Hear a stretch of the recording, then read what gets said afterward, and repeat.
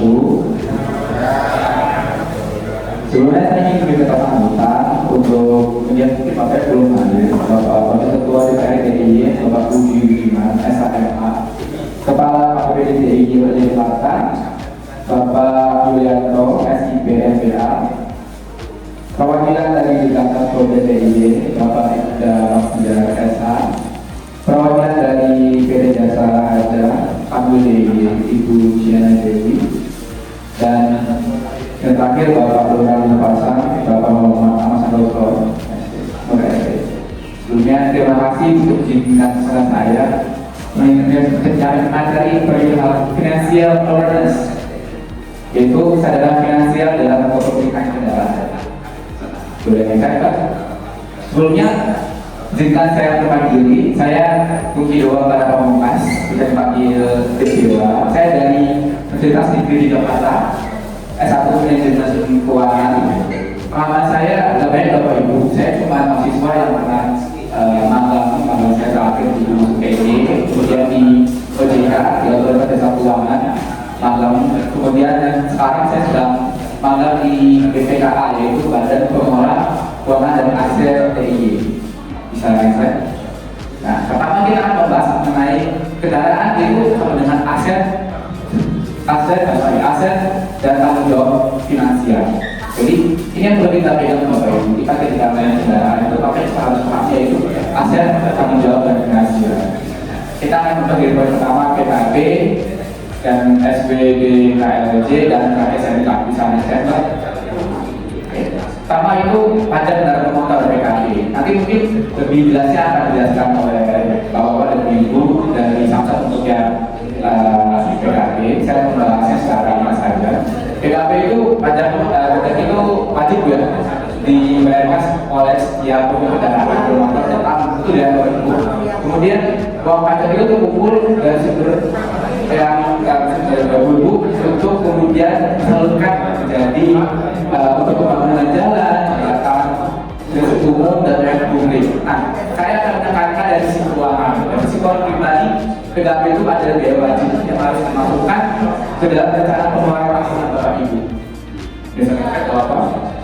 Karena nanti yang bagian ini akan lebih jelas nanti oleh Bapak Ibu dari kemudian SBD KLJ atau sumbangan wajib dan kecelakaan atau lintas jalan jasa. Jadi iuran ini Bapak Ibu, iuran ini dibayarkan bersama dengan pajak kendaraan. Ketika kita bayar kendaraan, kita akan bayar juga.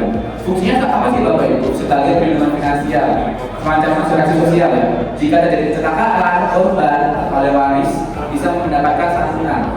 Nah, saya tekankan dari sektor keuangan, SBD KLJ membantu mengurangi risiko kerugian besar yang muncul mendadak akibat kecelakaan. Oke, yang saya jawab. Kemudian ada STNK. STNK tahu itu bukti legalitas kepemilikan kendaraan itu. Dan juga kendaraan tanpa STNK itu nilai sahnya akan jatuh. Mungkin sulit dijual atau dianggap ilegal. Mungkin Bapak Ibu beli kendaraan di sini ya tidak memiliki STNK atau BPKB itu pasti dijualnya itu satu. Ya saya kendaraan yang kalau itu sudah lengkap STNK dan BPKB-nya, tapi pajaknya belum saya bisa bayar karena dia menggunakan plat nomor dari Sidoarjo. Sedangkan masalahnya itu atas nama kendaraan itu otomatis dengan saya. Jadi ketika saya membayar pajak itu saya bingung untuk mendaftar dirinya. Oke. Dari sisi manajemen aset itu legalitas dokumen sangat penting untuk menjaga nilai dan keamanan aset. Jadi setiap aset yang kita miliki itu harus ada legalitas yang kuat dengan tanda bukti kepemilikan yang ada untuk menjaga nilai barang tersebut. Misalnya saya tahu. Jadi untuk bagian itu kendaraan itu bukan sekedar barang seperti Bapak Ibu, tapi juga aset yang punya beban kewajiban finansial. Dengan tak membayar pajak, SBD dan mengurus administrasi kepemilikan kendaraan sedang menjalankan finansial responsibility yang baik. Kemudian nah ini yang akan saya terangkan di bagian perencanaan keuangan untuk kendaraan. Karena saya mahasiswa manajemen di observasi keuangan, saya akan menekankan di bagian ini. Misalnya saya Pak. Nah, perencanaan keuangan kendaraan itu ada dua biaya tetap dan biaya variabel. Biaya tetap itu biaya yang dikeluarkan selalu sama setiap tahun. Itu Bapak Ibu seperti PKB dan SBD, KRJ. Tiap tahun kita membayarkannya, itu Bapak Ibu. Karena itu asuransi kendaraan itu, kemudian dan juga ada asuransi kendaraan yang kita ambil. Mungkin Bapak Ibu punya kendaraan, kita juga menambah asuransi kendaraan tersebut. Betul? Kemudian ada biaya-biaya yang tetap bersifat pasti yang harus disiapkan sebelumnya. Jadi kendaraan itu juga ada tetapnya itu. Kemudian ada biaya variabel, biaya yang berubah-ubah, tidak tetap. Seperti apa Bapak Ibu? Seperti contoh bahan bakar, servis berkala, ganti oli, dan perbaikan bila ada kerusakan. Jadi selain kita menyiapkan biaya tetap, kita harus menyiapkan biaya variabel. Biaya variabel itu saya ulang lagi, biaya yang tidak tetap. Seperti contoh kita ganti oli itu Bapak Ibu kita berapa belas kali Bapak Ibu? Tergantung betul kan? Ada yang 13 sekali, 15 sekali, 16 sekali. Nah itu biaya variabel yang kita harus menyiapkan apapun itu akan terjadi. Mungkin seperti ganti cakram kendaraan, atau kalau kita punya motor baru kita ambil servis itu Bapak Ibu. Dan juga bensin kita kalau mungkin di bensin 11 kali ya, itu pasti sekali. Nah itu biaya variabelnya. Dan biaya variabel itu bisa membengkak jika kendaraan tidak dirawat dengan baik. Mungkin Bapak Ibu punya motor yang tidak diganti oli mungkin 16 kali dengan motor yang diganti oli yang rutin mungkin 11 kali atau bahkan 12 kali. Kalau saya tanyakan mana yang lebih awet motornya? Motor yang lebih rutin itu Bapak Ibu.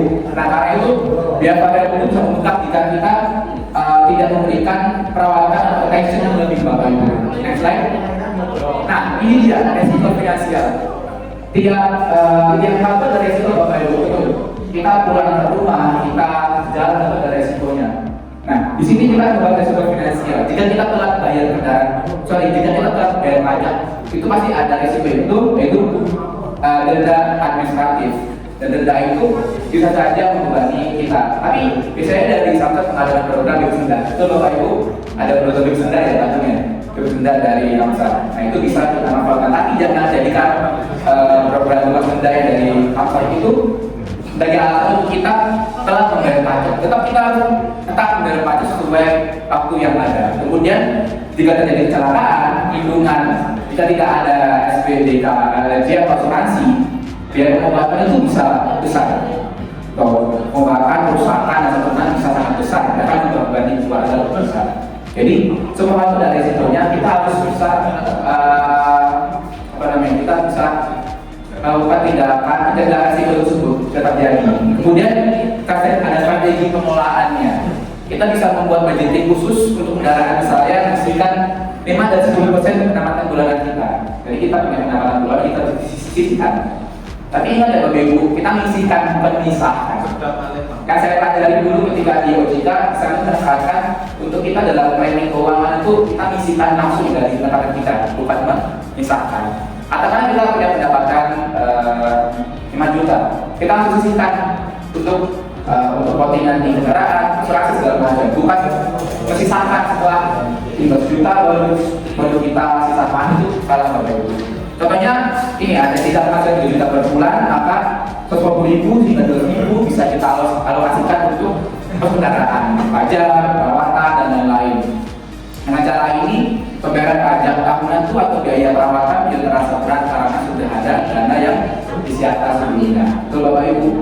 Kemudian SMK. Nah ini adalah nilai tambah dari kepatuhan. Apa sih nilai tambah dari kepatuhan? Kita tuh patuh itu apa nilai tambahnya untuk kita sendiri? Oke, next slide. Untuk individu, kendaraan itu bisa secara hukum, kendaraan itu akan sah secara hukum sehingga aman digunakan. Jadi ketika nanti dari belakang razia atau berapapun kita bisa aman ada sah secara hukum. Kemudian nilai jual kendaraan itu tetap tinggi dengan dokumen lengkap. Kayak saya, walaupun dokumen lengkap karena pajaknya mati, saya bingung Bapak Ibu mau menangani motor saya. Mungkin untuk motor saya Supra ini saya harus jual karena satu saya kontak dengan yang punya. Jadi saya akan jual kendaraan saya untuk secara murah sehingga nanti yang beli tersebut akan diurus dari tangan saya sendiri. Kemudian terhindar dari denda dan usaha hukum itu pasti kita akan terhindar dari denda dan usaha hukum. Kemudian untuk masyarakat, pajak kendaraan yang kita bayarkan digunakan kembali untuk pembangunan dan pemeliharaan fasilitas publik seperti jalan raya. kita bisa merasakan jalan itu sudah bagus, betul ya, dan sudah bagus, pas bagus itu dari itu bisa terjadi karena dari pajak yang kita bayar tadi, yaitu contohnya PKB. Kemudian SPDK LNJ memberi manfaat sosial karena data yang terkumpul dipakai untuk melindungi korban kecelakaan di jalan. Itu benar-benar sangat bermanfaat pada saat itu terjadi. Kemudian bagi pemerintah dan negara, data kendaraan yang valid, misalnya melalui area atau sistem blokir online, membantu menangkap potensi penyimpan kejahatan. Jadi data kendaraan yang valid, yang legal, itu sangat ini sangat memberikan di sini jelaskan data potensi penyimpan kejahatan. Kita ketika ingin berjalan pasti kita melihat surat-suratnya, BPKB-nya, betul ya, Bapak Ibu. Kita nggak mau dong kita jadi penanda, kita jadi Facebook sebagai penanda karena kendaraan yang kita ingin beli itu surat-suratnya tidak lengkap. Kemudian penerima pajak dari kendaraan bermotor adalah salah satu sumber utama pendapatan daerah. Nah ini yang saya bilang. Pendapatan daerah utama di Jakarta itu dari pajak kendaraan bermotor. Saya magang di BPKA, saya membaca laporan pemasukan daerah itu yang salah satu yang paling besar itu dari pajak kendaraan kan. Dari pajak kendaraan itu disalurkan ke berbagai kelurahan, berbagai kecamatan, untuk berbagai program-program di sana. Kemudian dengan meningkatkan penerimaan, pemerintah bisa menyediakan teknologi yang lebih baik. Itu benar sekali. Enggak. Jadi di antara dari penerapan itu bisa disimpulkan kepatuhan dalam urus kewajiban kendaraan bermotor bukan hanya soal individu, tetapi juga memberikan dampak positif pada masyarakat dan negara. Dan yang terakhir itu dari aspek keuangan. Fatwa ini bersifat good financial governance atau jika mungkin dalam perusahaan menjaga agar aliran dana aset kewajiban seimbang serta kelanjutan. Nah ini kalau lihat Bapak Ibu punya anak atau putra putri yang sedang kuliah, ini kita perlu garisbawahi. Kita dari inisiatif mahasiswa dengan muda itu banyak anak muda memandang kendaraan dari si biaya kayak cicilan bensin pada tahunan barang. Dan mahasiswa yang masih pikir cuma hal yang penting, padahal itu hal yang penting karena apa? Padahal di dalam transaksi keuangan kendaraan bisa dipandang sebagai aset produktif, Bapak Ibu. Bila digunakan dengan benar, misalnya dipakai untuk bekerja, usaha, atau transportasi yang lima waktu. Teman-teman saya beberapa sudah mengenal literasi ini. Dan mereka ketika dikasih kendaraan oleh orang tuanya yang mereka dengan notabene sedang merantau, merantau di Jogja dari orang tua diberi kendaraan, mereka gunakan kendaraan untuk mencari uang seperti ojek online atau bahkan dari kurir paket. Itu ada teman-teman saya. Jadi generasi muda bisa belajar mengelola program pribadi melalui kepemilikan kendaraan dengan cara apa Ibu diskusi membuat anggaran khusus, anggaran kewajiban untuk waktu, mengenai konsep resiko.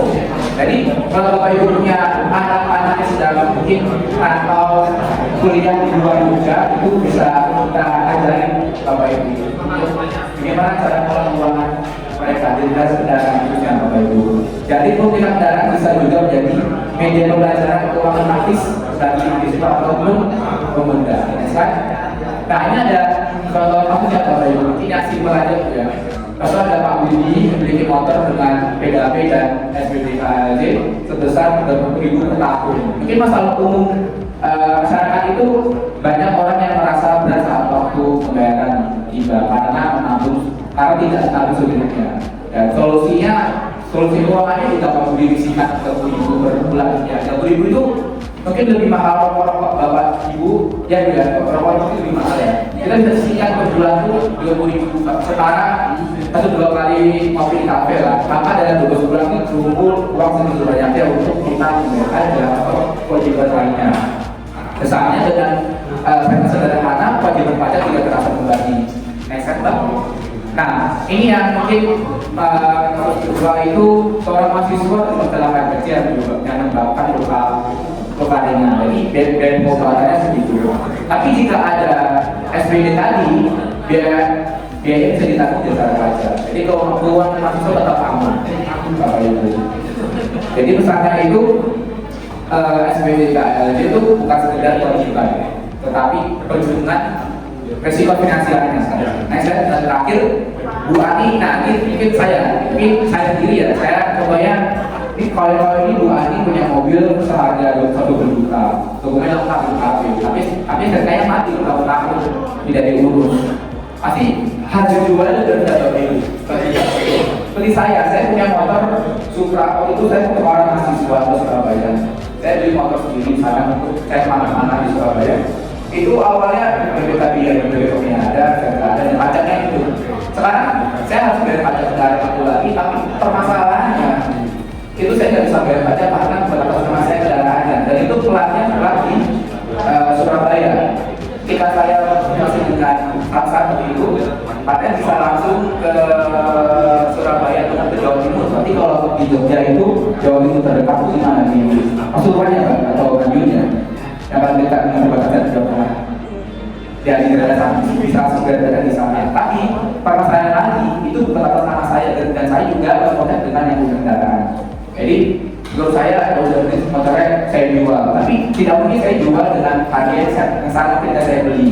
Ketika saya beli itu saya belinya tuh sekitar 600, mungkin akan saya jual 7.500 karena itu lagi tadi data sama kendaraan itu kontak dengan saya. Saya juga bingung menghubungi gimana kompornya kemarin udah lama mereka. Jadi kita Bapak Ibu kita perlu memastikan lagi data diri publikan dan juga sepatu sifat sah. Jadi daripada kita ingin menjual itu atau menawarkan ke orang lain itu harganya masih relatif tidak turun drastis seperti itu. Slide. Dan berikutnya itu tadi kendaraan yang perlu kita pegang teguh, kendaraan itu sama dengan aset dan juga finansial. Kemudian kepatuhan itu artinya strategi manajemen risiko dan pengelolaan keuangan yang sehat. Dan terakhir, mari kita menjadi masyarakat yang taat aturan, cerdas finansial, penting itu cerdas finansial. Dan yang terakhir saling. Dan slide terakhir, terima kasih dari saya.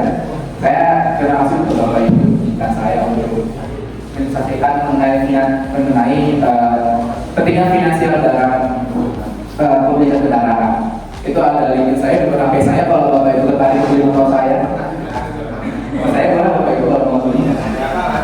Berjuta ini juga ada masih Pak. Kalau Supra Pak, Supra Karbu, sampai Karbu, BPKB aja tidak ada, cuman mungkin Bapak Ibu bisa urus tidak nama aja. Segitu Bapak Ibu, saya awalnya mau jual juta, tapi kalau Bapak Ibu masih nawarnya 2 juta, itu kan saya jual tengah-tengah aja, kita lebih bisa solusi. Nanti rapat paripurna. Waduh Pak, saya juga nggak mau ribut kan Pak. Saya awalnya mau masuk ke juta pasti Bapak kalau betul kan. Nah itu kita senang. Tetap. Tetap saya rawat motornya masih bagus, saya rawat saya. Ada nggak? Ya wajib. Kalau mau bisa utang sama saya. Sudah siap belum? Dari saya terima kasih untuk waktunya Bapak Ibu. Kerja kesehatannya dari yang jejak. Dari saya selamat siang dan Assalamualaikum.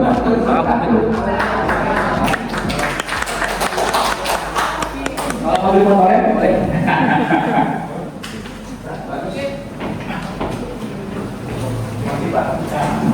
Terima kasih Mas.